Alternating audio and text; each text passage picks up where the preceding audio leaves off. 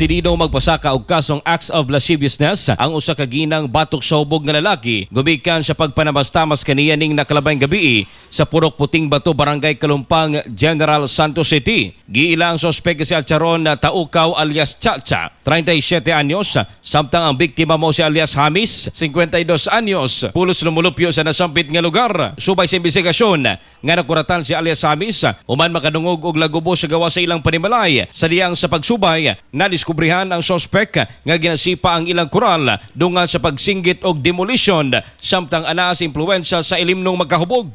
Sa kasuko sa idaran, gisag pa niini ang hubog nga lalaki. Apan kalit kining gigakos dayon gialukan sa liog. Wala pa gayod makontento ang lalaki. Gikumot pa ang dugan sa idaran. Dayon gibag-id ang iyang kinatawo. Gumikan sa dili madawat nga pagpangbastos, nanawag og kapulisan ng idaran kundi nadakpan kini gawa sa ilang panimalay. Human nga mawasan ang lalaki, gipangimakak niini ang maong gibuhat. Wala mo ko'y kaso nga tinuod, kaya wala mang puko nang higap. Putan sila, wala mang puko mo, dautan sila.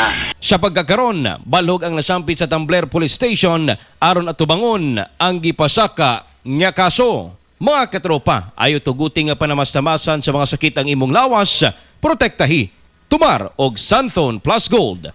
Alang sa nagkayusang Pilipino para sa Pilipinas, kini si katropang Ivan Polonan, ex-FM News.